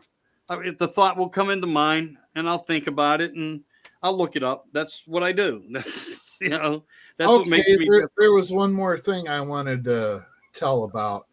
This happened one night. I was out with a bunch of friends. We were in Sioux Falls, South Dakota, and I'd say it was probably about 1 o'clock in the morning, and we were outside. And this huge blue fireball came across the sky from now. Usually when your meteors and stuff come down, they come from like the northeast and go to the southwest. Well, this was kind of on the opposite path, and it was going, parallel across the sky. So it didn't have like an angle on it. And it was just this huge blue ball of fire. And then it turned orange. And then it split into 3 equal-sized white lights that just kind of faded out into nothing. Not sure, never seen the like of it before or since. But, I mean, as far as the fireball, it was huge. Remember, not too many years ago, there was a huge fireball over Russia, I believe, that they got film of. It was very similar to that. Is that when all the windows blew out of the buildings? Might have been. Because it created a sonic boom. Yeah, but it was like seriously serious sonic boom. So it makes you wonder. Sonic booms, you can hear them in the sky in Florida. Cape Canaveral and more. Them doing test flights and other Air Force bases who do higher technology programs, space program technology and different things. And these are those no-fly zones that they use. But again, it comes down to the fact that under in the ocean. Mhm. On land or in the ocean? On land, Australia, and most of parts in Indian Ocean. Okay, part of Skylab did come down by Perth, Australia, on land, but most of it went in the ocean. I thought I heard water, but I wasn't sure if it was Argentina or Australia. It just, It was again. Australia, yeah. Okay. Well, thank you very much, dear, for looking that up for us. I appreciate it very much. All right. So I got one last thing I want to bring up to you before we go off air. That way you can have some downtime and hang out with your wife for the evening and whatnot. And I got another early day and I have to do a pickup tonight. I wrote to you on that, so you're aware of that. This animal mutilation that we see. Now, I'm not talking about the Linda Moulton Howe theory. And if you don't know what that is, it's where much has been said that the others, our visitors, mutilate, don't leave no signs of blood. They take only certain body parts, etc. Like the cattle mutilations. Right. But we're going to get into a part 2, a phase 2 of this. And we're going to talk cryptid. And the reason I'm going there is we heard more due to Linda's background and journalism career. And I mean, she is a rock star. She is. She's a beautiful lady. She tries her damnedest to get the information out to people on everything of every level. But what I'm getting into is the fact that, and I know that these guys also study the same things, Linda and more. They talk about these things too. They don't always bring this to light. But we're hearing about mutilations of 3 and 4 horses with deep gouge.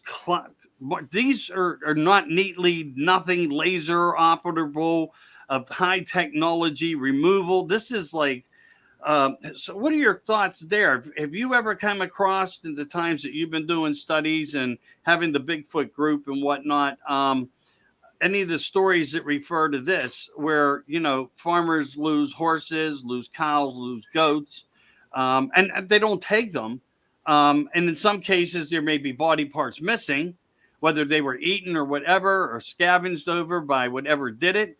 They don't seem to be matching any type of cat claw marks or a predator or bear or anything. No, they're different. Yes, it's always different. It's always different. So here we are back to cryptid, and analyzing through that. So what do you? In like for example, I heard of a guy's bull that was killed, and they found it splayed out on a rock, and like some of the soft parts were eaten, like the liver and some of the tender organs, like the heart Right. and lungs and stuff, was eaten, but that was all. It's like the cryptid sushi, huh? Yeah, and you also got to consider like that attack on that camper at Land Between the Lakes, where they think it might have been a dog man that tore that apart and ate that woman's liver and stuff. Right. And I don't know, was it just the one that was killed, or were there 3 people killed? I know about the lady, okay? And I just had a friend go there. She just came back from there. They went on to do a little investigating work, and I'm going to be meeting with them soon up here in Pennsylvania. So I'll talk more to her about that. But these issues are also written about. I haven't got into a lot of the graphics of the stories of some of these particular things. I do want to try to deep dive more UFO. I'm tired of the topic of everything always being the same, because we keep finding more relatively new information when it comes to cryptid and Bigfoot. We're still stuck on a lot of the stories, although there's UFO sightings all over the world, and in certain parts of the world more so than anywhere else. There are places where people are seeing these in daylight. Even Jimmy Church was coming up Highway 501. I think he said he was in his car and he put his camera outside. He was actually observing something in the sky. But again, is it ours? Is it theirs? We're still stuck between that. And where did the technology come from? Did we create it? Did we get the ideas from it? Was it from archaeology finds? Who knows? But we're always stuck around the same narratives of always rehashing all the same old things. Even the Mandela effect's been coming back into this whole labelization of things.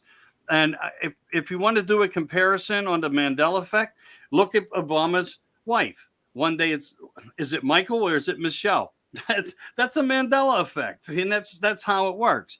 But nevertheless, people are looking at that because it's a phase of this whole different belief. And I'm not saying that it's totally wrong.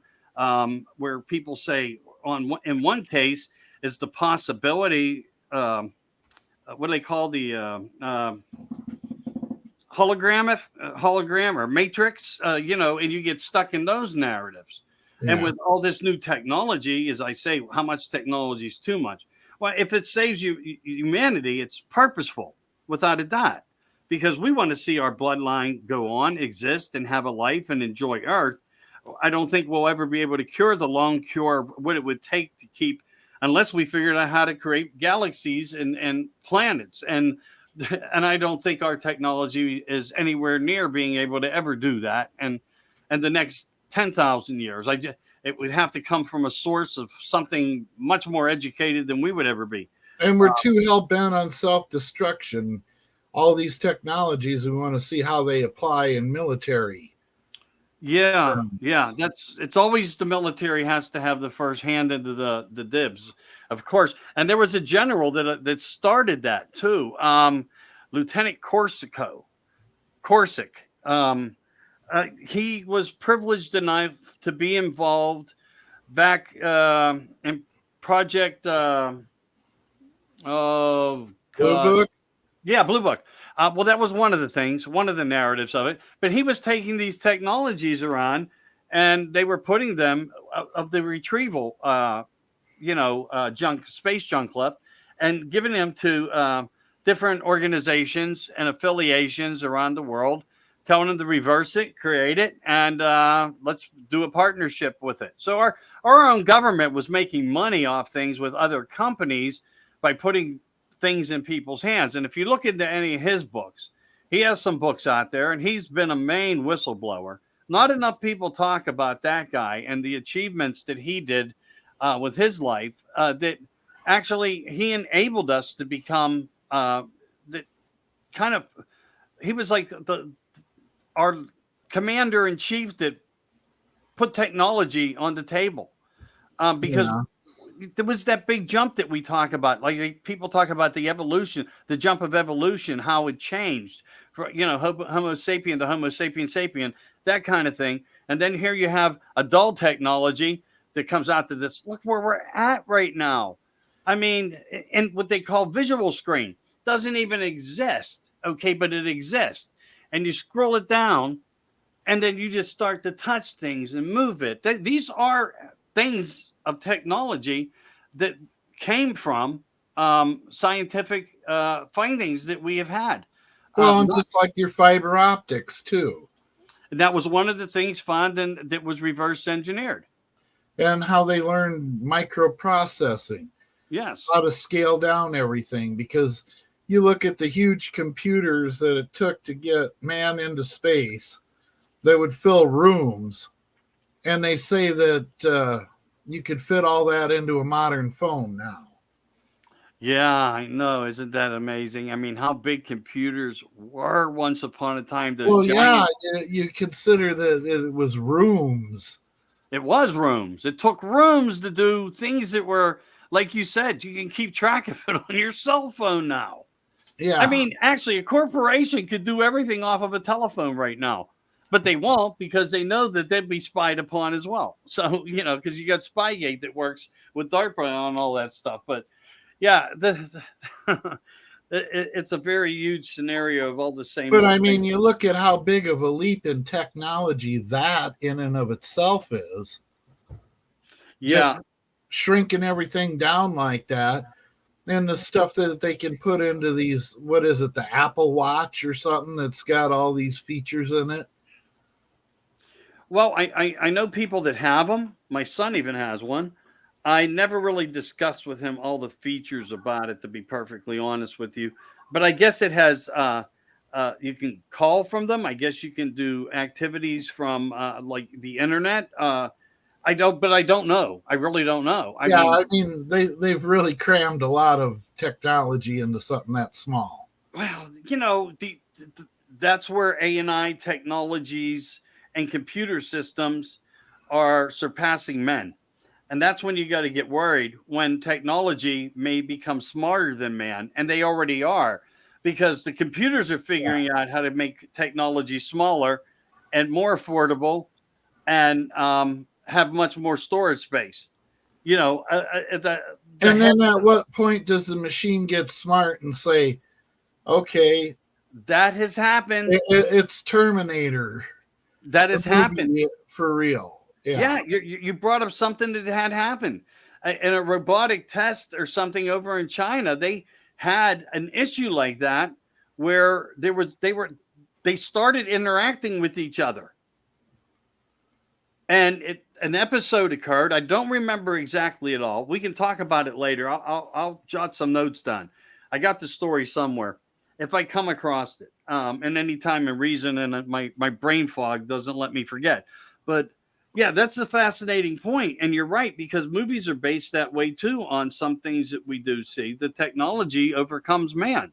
And then here we are, we'll be in a civilization of, all about a robotic civilization.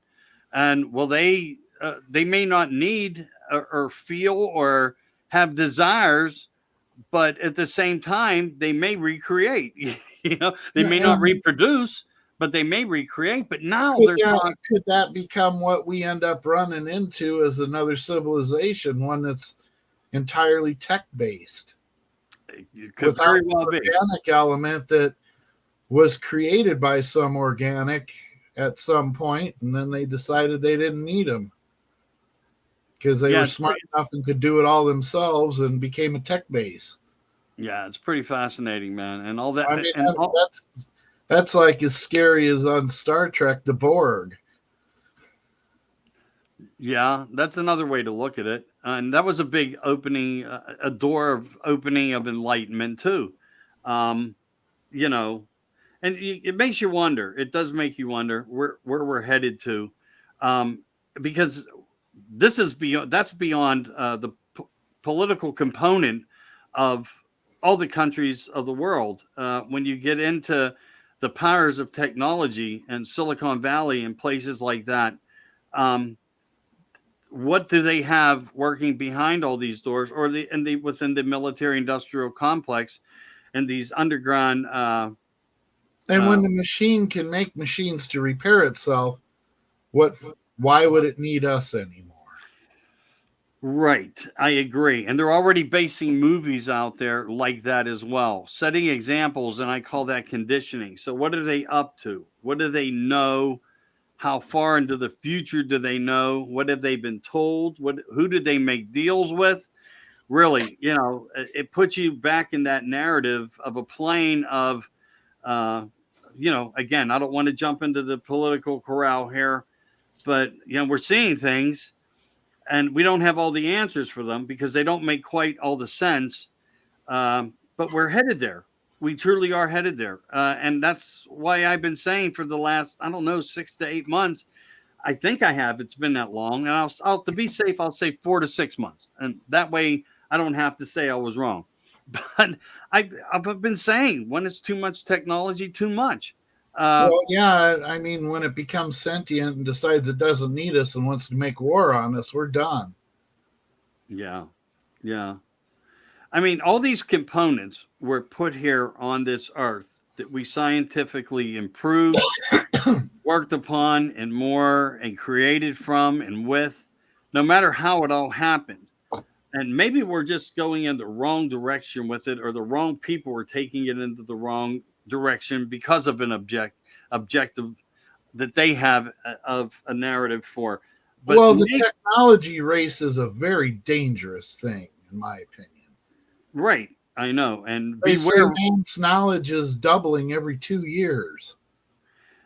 Yeah, and we're being fair warned by Joe Obama right now that he suspects that we will be in a cyber war with Russia very shortly. Now, why would you make a comment like that unless you didn't know something about it? I don't know.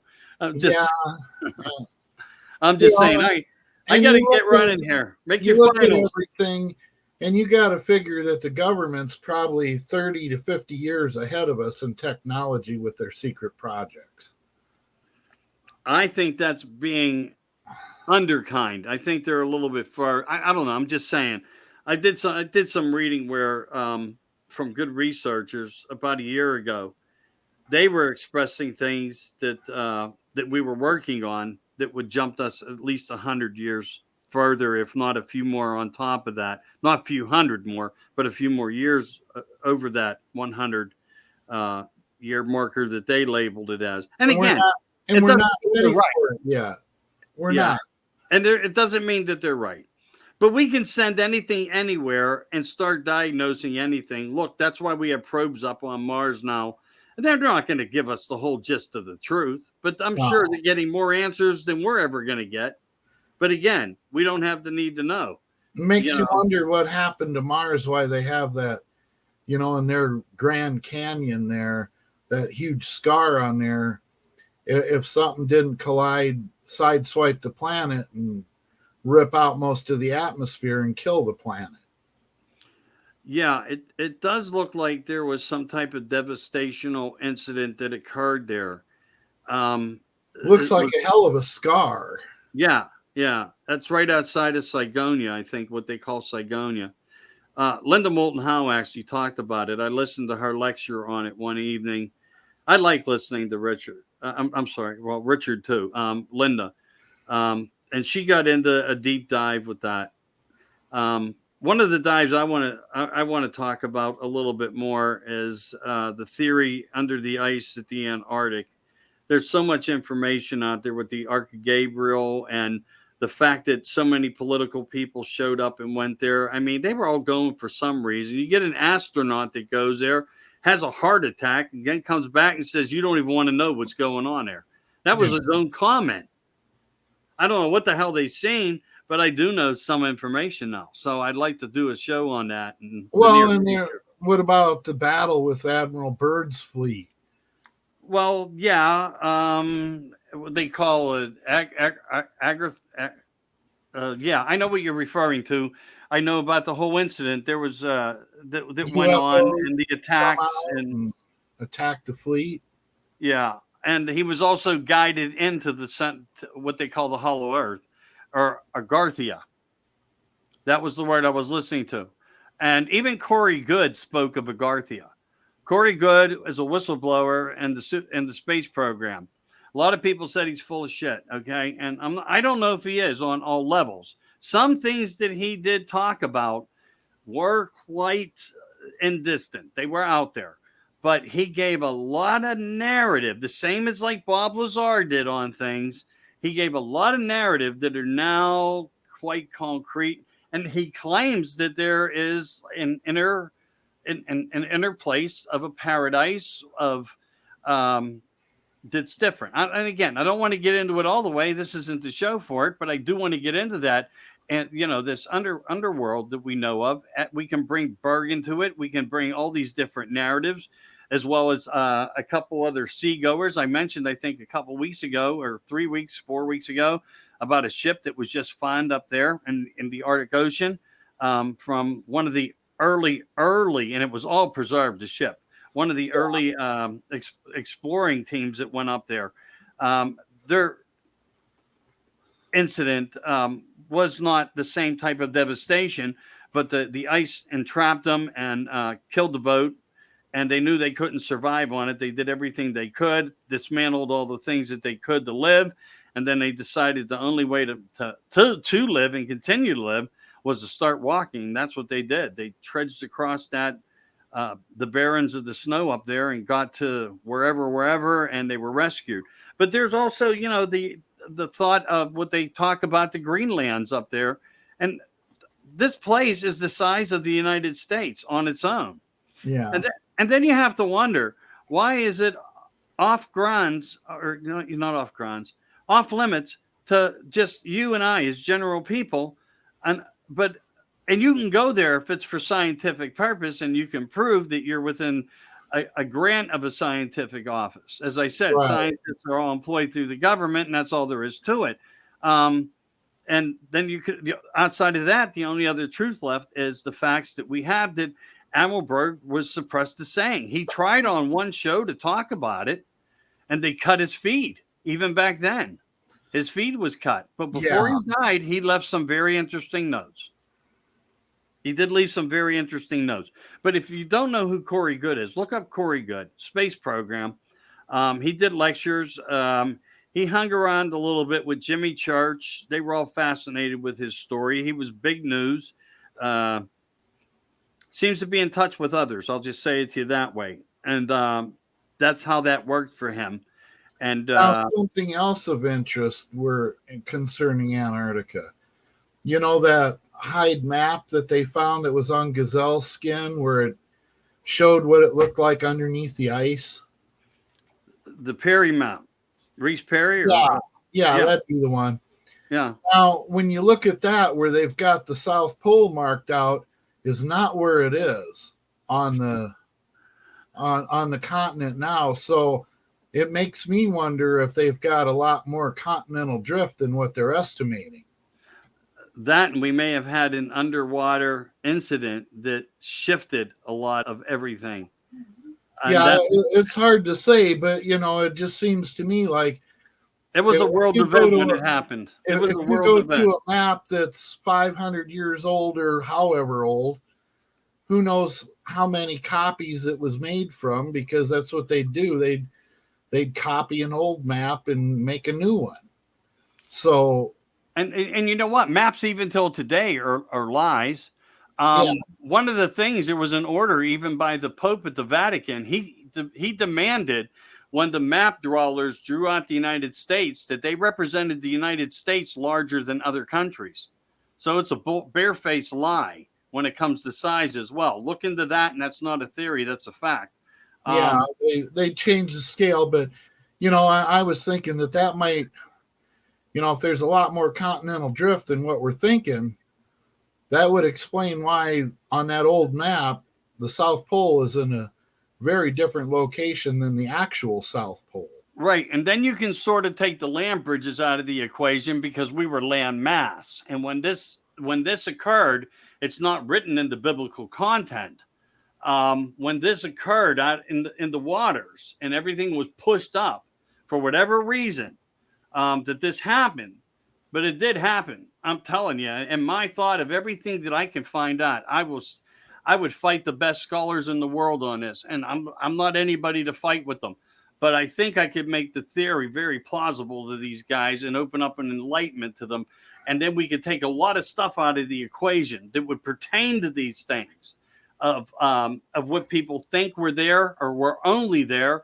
And, they had to get there before the land bridges gave up. No, there was connecting masses of land until this occurrence, and everything changed. And when the water receded, not everything was physically able to be seen again, and some things did shift. And I think that their seafaring capabilities were a lot more than we give them credit for, too. Oh, without a doubt. Yeah, without a doubt. And I mean, people were inventive and had a lot of ideas and theories. When you have the Egyptians even burying people with ships in their tombs, and there's not many. There's a couple where they find this was for the journey of what they believe. Some cultures believe in 9 steps to the heaven. Which heaven? Heaven 1, 2, or 3? Because there's 3 descriptions. It just depends upon how you get into the features of these stories and want to understand what they are and what they mean. It's a deep dive, man. I'm telling you, we could do this every day for a couple hours and never have all the answers. And that's factual. You cannot read every book and every opinion and every theory. No, and most of it, all we can really do is speculate on it. In many ways. There's too much missing information. Well, and that's why, to me, I have a love of the opportunity for the format, and these typical unknowns. Okay, and it's a fascinating thing of many levels: creatures, the facts of UFOs, and just everything else. I mean, why do men make buildings that are on motorized gears that can turn left to right. The plumbing all stays in place. I mean, people were geniuses. And why, if you even go back into history, and if you really deep dive into history and Roman empires and more, these guys were brilliant, man. They had sewage plants. They had things that people don't talk about. Their aqueducts are amazing. Yes, exactly. And we learned how to, our infrastructure was, that's where we learned it. But they don't talk about that. That's not part of the history. Kids would have fun with me. I'm not even educated to talk to kids, but when it would come to history, I could make them love it. Because you know what? In truth, you could get kids' attention. You know, when you put them into a book, that again puts you back into that dilemma of the cognitive dissonance. And what I explained also was the altruism, which is altruism, and it's because it's a control mechanisms of how the independence will work, so you become dependent, and that was how they did it, and that's the narration, and it's been a public issue to mankind for thousands of years. And I don't know why we were born with such, that's part of a flaw in our genetic makeup, and who the create. I don't know, but it seems that's more than plausible that it's a fact. History repeats itself. We always see it again. It's been forever. It's never not been here. So there you have it, brother. And there's so much stuff that we'll never have the truth. No, we aspire to think that we know more than we do, but we speculate a lot. And a lot of things that I say, I'm speculating on even now, but I am putting facts into it. But I'm also trying to just create a valid opinion. Call it a mind bender. It doesn't matter. What in life isn't. But again, I think people, if willing to listen to conversations like we have, whether it pertains to a factual photo or film clip of Patty versus Dawn, one Bigfoot versus another on that day when it occurs, versus all these other agendas that we talk about and narratives. It's just fun. It's just fun. And I think if people learn to live life more openly that way, their consciousness will change. They'll have a different sense of freedom. And what would be the word? Vitality? Or I'm looking for a word like that. But anyway, it doesn't matter. I know the word. I just can't say it. See, so I'm not smart. So where do you think the next big archaeological discovery will be made? Well, they've already been made all over the place with the new technology, with the camera systems they're shooting I'm down. guessing, I'll bet on Turkey. I think there's things already been found that it's not allowed to be discussed. That's one of the things, but I don't know 100% for sure. I follow things, but I haven't been able to conclusively see anything of theory where the pandemic shut a lot of things down, even that side of things. Yeah. But when you see our military get into action, okay, or you see a military response for a reason that weighs different than a normality occurrence of something, that's because they want something out of the picture. And that's what Afghanistan was mainly about. 9/11, they wanted technology in that time frame. And they needed like you were describing something to me earlier of somebody that you know that's very close to you. They needed to put something on somebody, and that's the same type of narrative that they use, and that's always been their narrative. Right now, they're utilizing Russia to try to exploit Russia, and now he's a criminal of war crime. So that's another analogy. But when you think about Zelensky and who he is, and the fact that he tied himself in. Not the neo-Nazi, but the true, almost went with the F-bomb, Nazi. And that's a fact. And that they all offshored their monies and the things that they did in preparation. This is all a scam to the American people. And it just cost the American people $800 million for a movie. And I'm not saying this is a perfect movie. There's been casualties in it without a doubt. Without a doubt. Yeah. But when you really deep dive into that scenario, and I mean, if you want to talk ancient wars versus what we're going through right now, I'm the man that can bring them up the best I can, and I can make interesting thought and conversation with them. But it's they always need the scapegoat. So you're asking me, where? I don't know, brother. I don't know, because I know a lot of things were called off that were promising. I do know this, a couple young ladies that I talked to, they travel that entire area. They visit all the ancient sites. One's going to be coming on shows with me. I know she's not all about everything I do. I hope we can be friends because she's very intelligent. She has a lot of good theories, a lot of good information, and she talks with really good people who study this and then make movies from it and more. And I hope that we can have some more shows upcoming real soon too. She's a rock star, and she's with the Arcturian groups. She's a star seed, as they call. And there's many different types of star seeds out there where people of different consciousness receive different types of informations, or just believe in their heart and soul that because they see something different or something they know past lives where we don't. And the only way we understand past lives is if we're regressed into them. And we watch shows like these. There are some beautiful shows out there that represent this so ever so strong, where they go back into cultures 1,000 years and find out that the language that came out during the regression was an ancient language that nobody even speaks anymore. And she would give statements. And I've watched shows like this, and I don't think that these types of shows are going to come up with lies over the facts of the regressions. No. Again, the possibilities exist in entertainment on many levels of, truth and lies, I guess you could say, and factual information. But then you have to look at the children. What are these children coming in, born to this earth, talking about their past life that never watched anything but Sesame Street? And the minute they see a plane, a young boy says, "Mommy, I used to drive those things." And she looks at him and says, "Oh, what are you talking about? You never flew an airplane." "Yes, I did.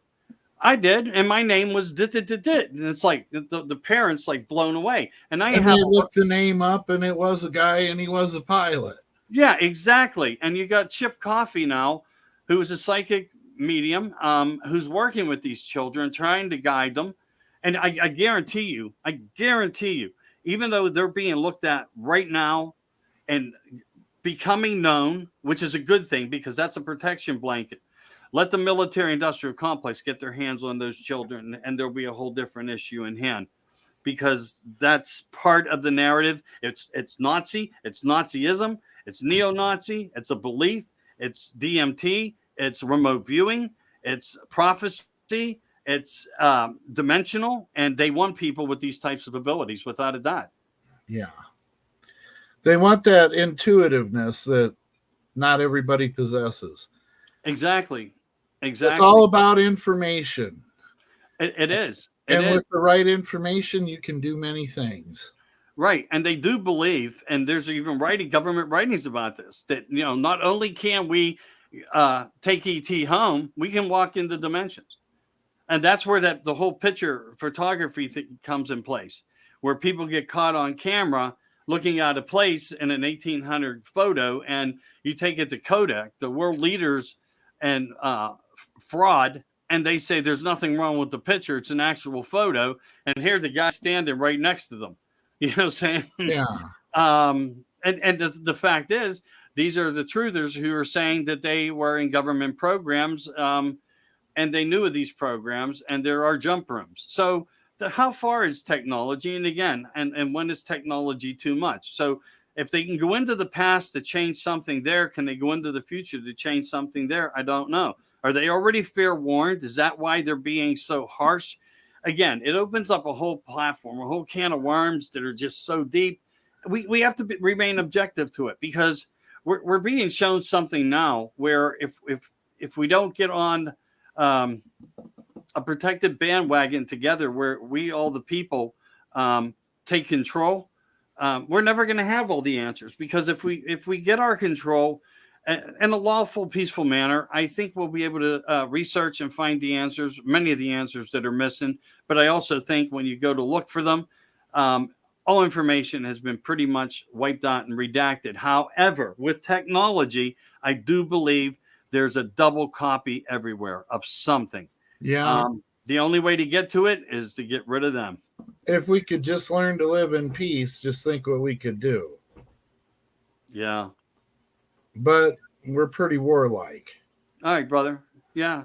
My thing just come in that they're ready, so I got to go. Why don't you say goodnight to everybody? Good night, everybody. Good night, everybody. You guys all take care. Thanks for joining in. Pass us around, and remember to join America Disclosing Uncensored, A Life with Bigfoot. We are the real truth, by the way. And also Pennsylvania Bigfoot Project. Check out Bill Rigby and Mary. They're great people. And there's many others out there. If we can help support your platform, give us a yell. We'd love to help you. And also look forward to next week. I'm going to have on a couple extra guests. And James Willington's going to be on with me. So look forward to seeing me. David, take care. Good night, young lady. Talk to you.